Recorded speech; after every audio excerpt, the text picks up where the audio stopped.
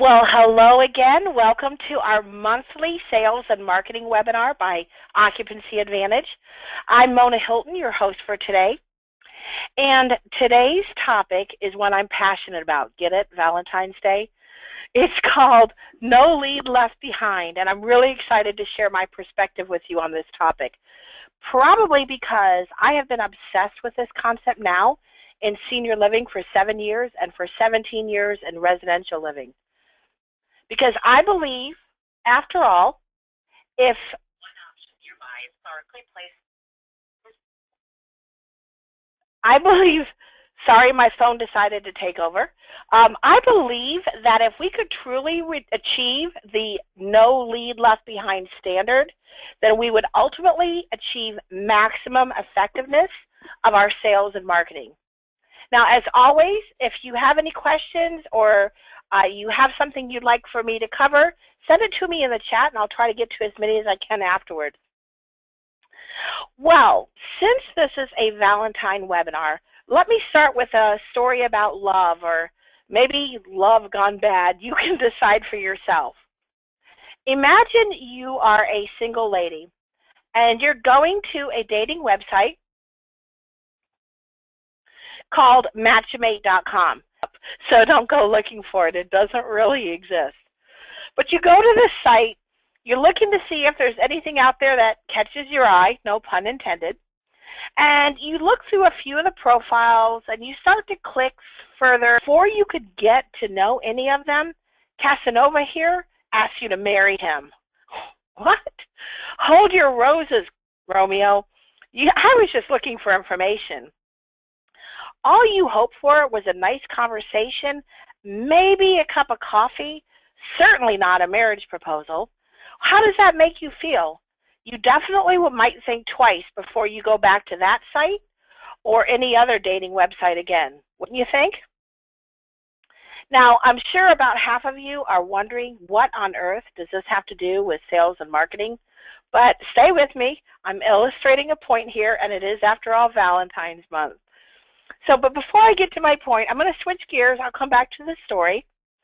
Since 2010, when we were asked by a large senior living provider to help the senior living industry in the same way that we had helped the residential community developers with their sales and marketing, I have had the privilege and the honor of personally speaking to hundreds of senior living managers. One of the questions that I've asked repeatedly is, if you could wave a magic wand, what would be the one thing that you would ask for that would make your job easier, better, and more successful? What would you want to have? The answers often amuse me, and we've heard the same issues come up over and over again over the years.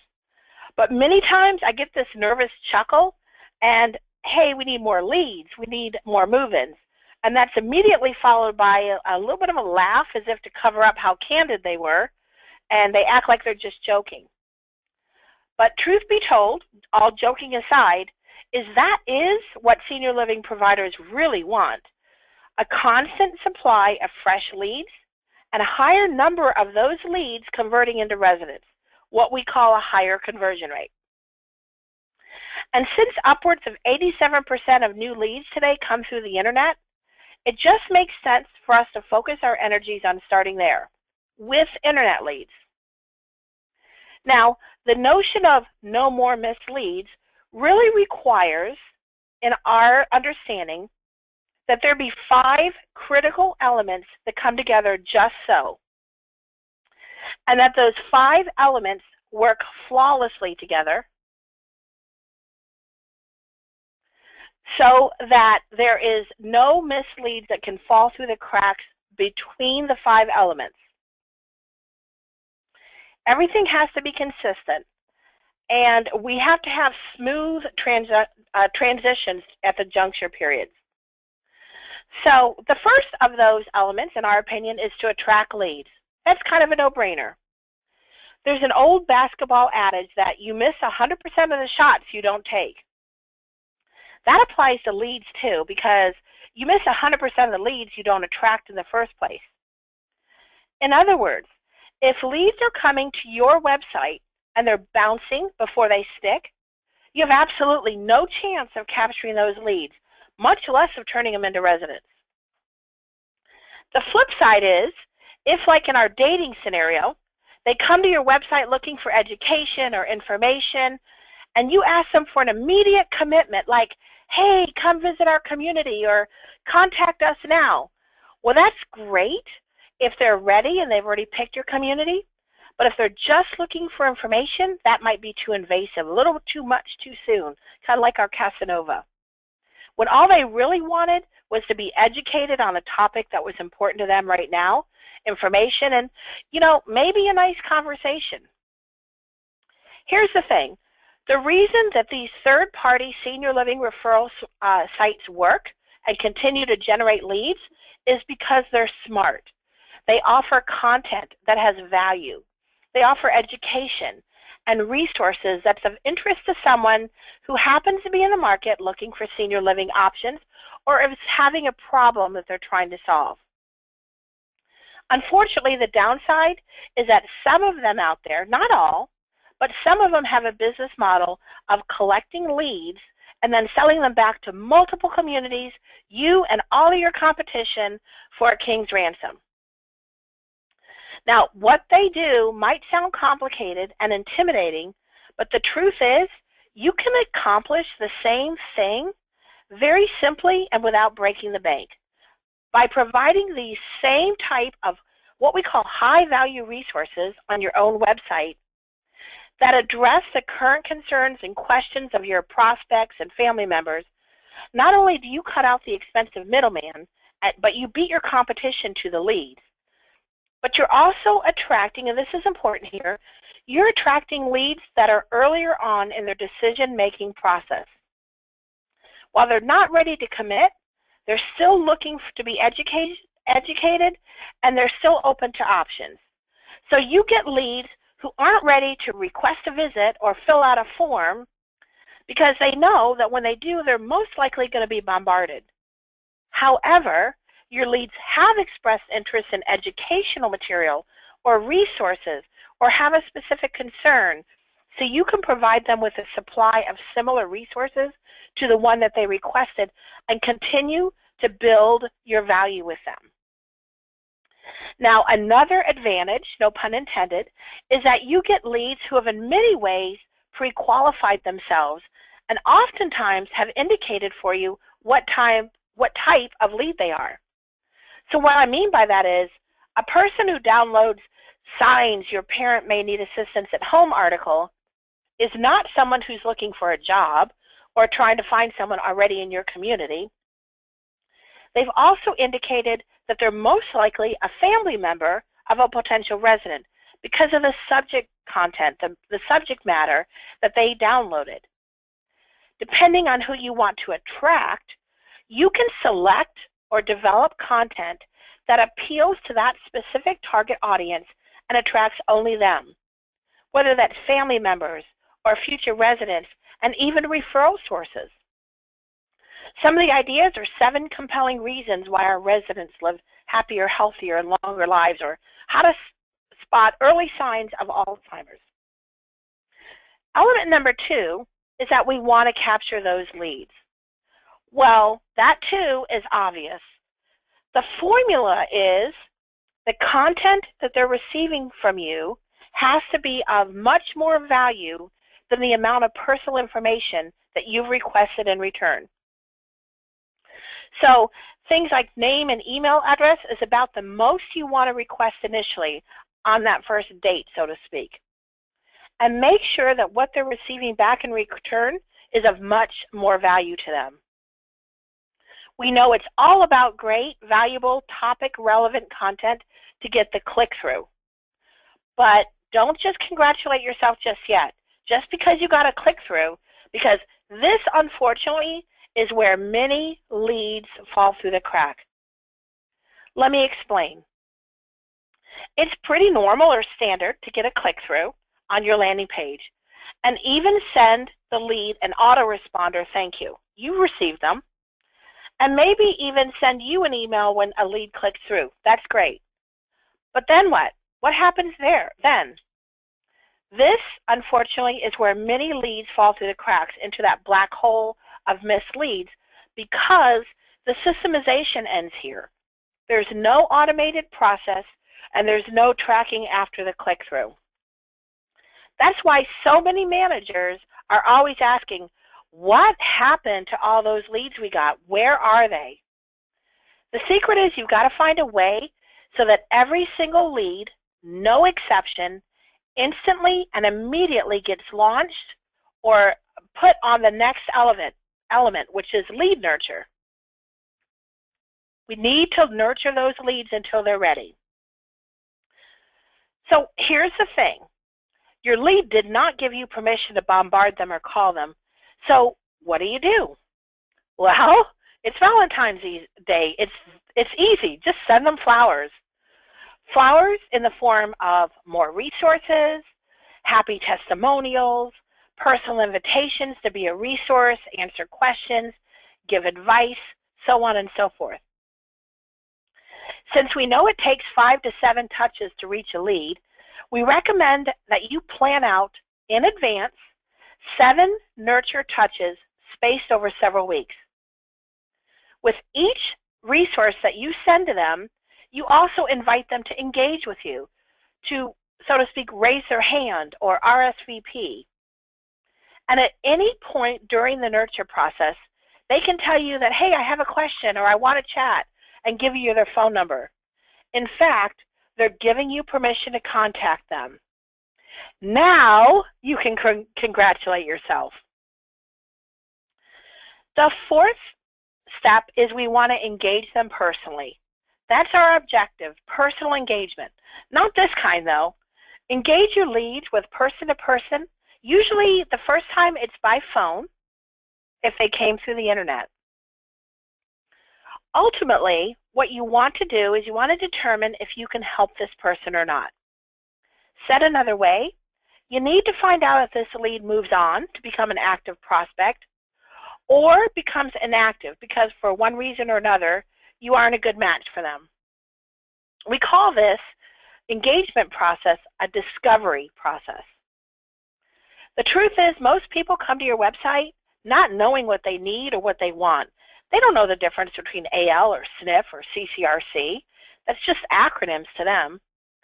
So it's our job to make a warm connection, ask the right questions, educate, get to know them personally, and then match what they need and their expectations with what your community can deliver.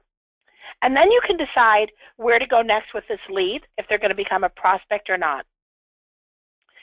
Incidentally, discovery is also a critical place to notate their unique story, their wants, their needs for the next part of their journey. If you want to think of it this way, it's really a fork in the road. Now, for your non-internet leads, the kind that walk through your door or call you first, your discovery or engagement step, that's the first step. And this is where you'll pick up the process from here. So now that you've engaged them, the next step is follow-up. And by that, we mean human follow-up. Once you've engaged with your lead and you've determined that you can indeed help them and they're a good match for you, now they would become an active prospect. And your role shifts to being an advisor, to walk them through their buying journey, through the milestones, usually that consist of a visit, contract, ultimately to the goal of a move-in. This, again, is another place where prospects go missing. Not because you want to lose them or you're trying to lose them, but because a follow-up process is so fuzzy, it's subjective, it's prone to the disruptions of life. I've said this before, but people honestly mean to follow up, but life gets in the way. There are other priorities, disruptions that happen that overshadow your process of follow-up until you wake up, I say you wake up one night with an oh shoot moment where you realize, oh shoot, was I supposed to call Betty White? And what should I say to her now? I'm a little embarrassed I forgot to call her. One of the biggest barriers to follow-up is that people don't know what to do for follow-up. So having a reminder that says, hey, you need to follow up isn't really sufficient. What if instead, for every milestone, such as a visit, you had a library of follow-up things sitting on a shelf that you could just pull down and use, maybe an invitation email to a lunch, or testimonials ready to send, or handwritten verbiage that you could write on a note card, or talking points for a follow-up call that was all ready to go, ready to use? And what if you had a system that nudged you and suggested those actions and then kept them in front of you every single day for each one of your active prospects? Would that help you? It helps me, but I'm getting ahead of myself. Let's first talk about some general guidelines for follow-up tactics, things that you can use, practical tips. The first one is that your follow-up should be appropriate to what they've responded to or what they've downloaded. Who they are and what they're interested in should determine the nuances, the messages of your follow-up. So if they contacted you about your assisted living facility, don't send them information about hospice or anything else that's unrelated. But instead, you might want to follow up with a personal invitation, an event calendar, maybe to a Valentine's Day party or something that's coming up in your assisted living facility. Now, as I mentioned earlier, oftentimes your web leads will indicate for you who they are. So for example, again, an inquiry that downloads an article on ways to talk to your aging parents about assisted living options is obviously the family member, and you want to speak to them appropriately. Another thing I want to point out here is that you want to make sure that your lists are clean. You've all heard the stories about someone who called a widow years after her husband passed away. That's not good. You don't want to find yourself in that embarrassing situation. You also want to stay relevant. So make sure you clearly communicate your value. Now, I recently read a true story of a real estate professional named Mary P., and I think you'll appreciate this. Mary thought that she had found the perfect strategy for maintaining contact and following up with her prospects. So for a decade, she had sent them a recipe card every month as part of her plan to stay in touch. One day, a prospect called to say, "I was thinking of you the other day," and Mary quietly congratulated her on the success. She congratulated herself on the success of her follow-up. But the prospect's next words cut her to the quick. They said, "We just sold our house and bought another, and I wanted to give you our new address so you could continue sending me those wonderful recipe cards." Ugh. At that moment, Mary realized her recipe cards hadn't done a thing for her business. She said, "People thought of me as a lady who likes to bake, not the real estate professional to help them with their family's real estate needs." All that work of sending out cards for 10 years, I was devastated. Makes you feel bad for Mary because although her recipes had been appreciated, they hadn't demonstrated her core value. What a tragedy. So make sure your follow-up is relevant for you and for your prospects. Make sure they know what it is that you do and the value you can provide them. Another tip is to make sure that your follow-up is consistent and quick. Now we know that the longer it takes to do your follow-up, the more days that go by, the lower statistically the likelihood is that you'll do it. There's a term out there called speed to lead. It's a newer buzzword. It measures how long it takes for you to reach a lead online. And I know we're talking about follow-up here, but it bears remembering that statistics show if you contact your lead within 5 minutes, you're 100 times more likely to reach them and engage them than if you wait just 30 minutes. Because, of course, they're still in front of their computer, it's still hot on their mind, and your competition probably hasn't reached out to them yet. So make sure your follow-up is consistent and it's quick.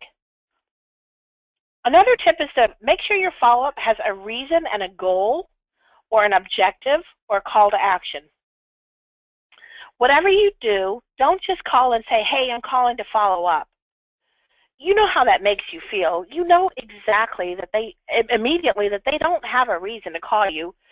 And when you're on the receiving side of that, you feel like they're wasting your time. All you can think about is, how do I get off the phone? We've all done it. I've done it. I'm sure you've done it too. So when you call, make sure you have a reason to call. invite them to an event or a lunch or a movie, or give them a piece of information about something they might find interesting, like the new resident who just moved in who is a decorated vet just like them, or maybe someone who's also originally from Massachusetts. And then, of course, your follow-up is to set up a nice lunch to introduce them to each other. Another great reason to call is to ask a couple of quick questions. Those questions usually start with, hey, I'm curious what you thought of, or what did you think about this, or what have you. When you engage people in a friendly way, it's no longer a sales call, it's a relationship. Now, along with your reason to call, make sure you have an objective, what it is that you're trying to accomplish. What is the next step? Another tip is that your follow-up should be personal. Now, none of us likes those canned follow-up emails that look generic, like they were sent to absolutely everybody in the database. So make sure you personalize your emails. Maybe you ask about their dog Rover, or mention that you were thinking about them when you saw their favorite flower in the grocery store. Or you can refer to something that you talked about in your last conversation. Back in that discovery process, if you asked questions and took good notes about their life journey, it's easy to come up with things to ask about or talk about and make it personal. Now, speaking of personal follow-up, don't underestimate the power of handwritten notes. I'll give you a personal story. Now, I've never really been great about writing notes, but I want to be, and I'm trying to do better. And about a month or so ago, I picked out a bunch of clients and I wrote handwritten notes to them. Within days, I got the most sincere, heartfelt email from the CEO of a company who, by the way, happened to be a man, so it's not just a woman thing. And he told me how touched he was by my note, how rare it was to receive one, and that he would be hanging on to my card. Wow. And that's just the one person who took the time to respond to me. Who knows the other cards that I sent, the impact that it had on the recipients. So do not estimate the power of a handwritten note. It doesn't have to be long, just has to be sincere. Another tip is your follow-up should be standardized and automated. Here's the trick. You want to create systems out of your desired follow-up. The problem with leaving follow-up to an individual is that you're going to get different individual results.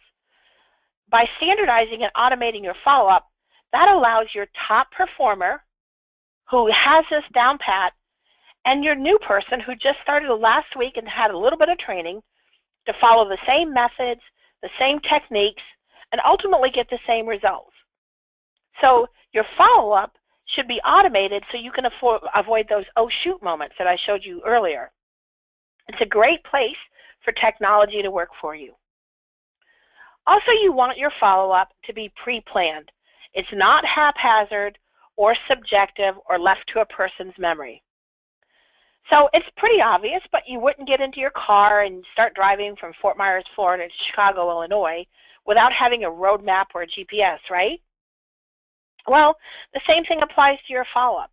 You need to know where you're going. You've thought through the steps ahead of time, so you're not winging it. And even if you do hit a detour or a roadblock or a delay of some kind, you can get around it. You can get back on the path. What you don't want is you don't want the first time your team thinks about doing the follow-up steps to be the time that they need to do it. That creates unnecessary stress, and it reduces the probability that they'll actually get it done. I love this quote, and I'll show it to you later. It's by Mike Tyson. He said, "Everybody's got a plan until you get hit in the mouth." Now, I know that these follow-up tips are all common sense, pretty straightforward, no brain surgery here. The truth is, though, they're easier said than done. The truth is also, even if you do everything perfectly from the very first touch to follow-up, there's no guarantee that you'll have a 100% close ratio. There's no such thing. It doesn't exist. There are too many other factors outside of your control. But what you can have is peace of mind, knowing that you did everything that you could, you did everything right, that your follow-up was flawless, and that you left no leads behind. And as an added bonus, you will be rewarded by doubling your conversion rates at the very minimum, I promise. So what makes these 5 elements work is that they mirror your lead's buying journey. For more on the buying journey, we did a webinar about that a month or so ago.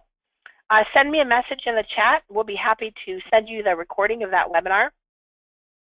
But as my dad used to say, talk is cheap. You got to actually do the work, which can be challenging in this age of distractions and shiny objects and multitasking and juggling multiple tasks and leads. The fundamental breakdown, unfortunately, is in execution. It's not enough to know we've got to do. And pulling off all 5 of these steps, well, it sounds easy, but it's not easy to do. What we need is a focused, tactical plan. And statistics say that putting your plan on paper increases your chances of doing so. System of it skyrockets your chances even more. Here's my quote by Mike Tyson: "Everybody has a plan until you get punched in the face." That's why I love the concept of process control. Process control are tools and events that help you keep working the plan even when, especially when, you don't feel like it or when things go wrong. And of course, Occupancy Advantage is just such a system for senior living. In Occupancy Advantage, we package this entire 5-step process, complete with all the content, a library of articles and resources to attract your leads, a 7-touch nurture campaign complete with the verbiage and emails and everything, the engagement discovery questions to help you qualify your leads, and specific follow-up tasks sitting on the shelf just ready for you to walk through the milestones of engagement, visit, contract, move-in, and then automates the entire process, including the alerts, the reminders, the next step suggestions, and the nudges to make sure that no lead is left behind, because that's our goal. Occupancy Advantage is a disciplined and systematic way to generate that constant, fresh stream of high-quality leads that our senior living providers have asked for when I ask them the magic wand question. And it gives senior living providers the milestones and the automated follow-up to ensure that the maximum number of those leads actually become residents. Now, I'm not here today to pitch Occupancy Advantage. I'm here to share with you some of the strategies we've found and the techniques that we've developed to achieve the most success possible. But Occupancy Advantage is a system that we created to ensure that these processes, these procedures, these follow-up techniques are flawless and bulletproof. So if you'd like to see Occupancy Advantage, and if you'd like to find out if it would benefit your communities, we'd be honored to help you in any way. Just let us know if you're interested. So before I wrap up today, I always like to start with something inspirational, which is our rose soap video at the beginning, and I like to end with something motivational. And today, instead of showing you a motivational video, I'd like to tell you a story about the power of focus. Now, for those of you who followed me for a while, been to some of my webinars, you have, fortunately or unfortunately, been subjected to my unapologetic stories of my daughter's athletic prowess. Alexandra started playing softball at 8 years old, and now she's 14. Actually, she turns 15 the day after Valentine's Day. Now you can see why I'm so happy. This girl has a knack for anything with a ball. This year, her high school girls basketball coach got a hold of her and had her try out for the basketball team. She's not exceptionally tall, thanks to me and my genes, but the coach liked her for her speed, and he told me that he loved her focus when she was on the court. Not only did she make the girls basketball team, she's the only 9th grader to make the varsity team, and she's a starter, but I'm bragging. I have watched this coach groom her, push her, condition her, and teach her plays, and I've watched her work hard to the point of exhaustion. She's missed so many social events and high school parties, but I've watched her stay laser focused on her goal. Let me illustrate that. I took this picture it was during a game, and Alexandra, who's in red here I have circled, it's a little fuzzy, but she stole the ball from the opposing team on their end of the court, and she headed towards our end of the court with that ball. You can tell from this picture, if you kind of look closely, how determined and focused that look on her face is.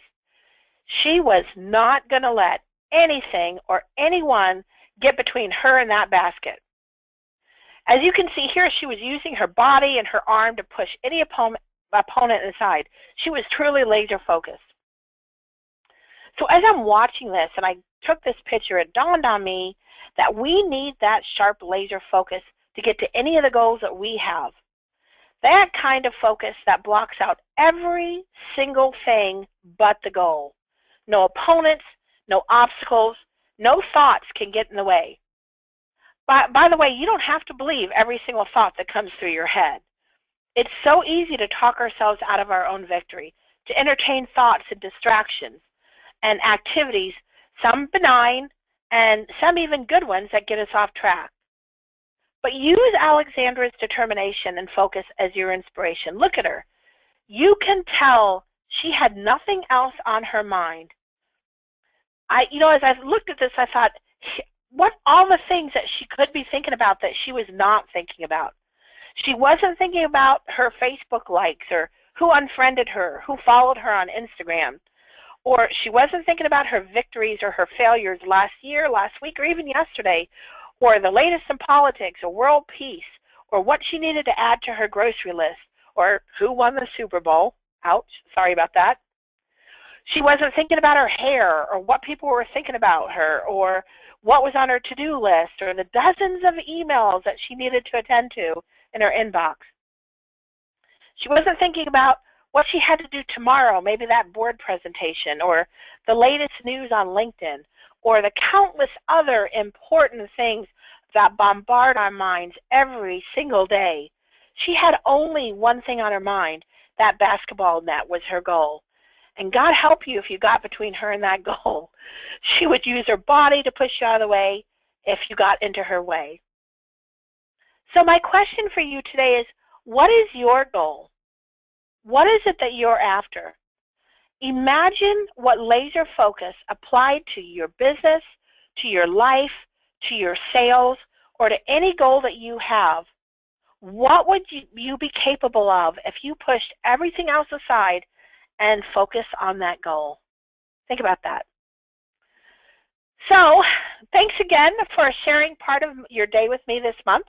If we can be of any kind of help to you, please contact us. Otherwise, until next month, stay focused on your goal and have a beautiful Valentine's Day.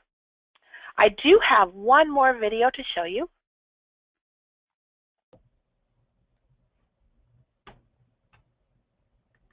Hi, I'm Advantage, and I'm old school.